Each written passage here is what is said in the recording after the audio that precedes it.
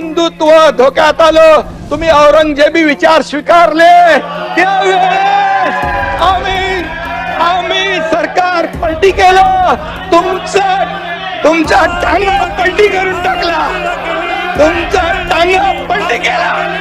अरे हे करायला वाघाचं काळीज लागतं, वाघाचं काळीज लागतं.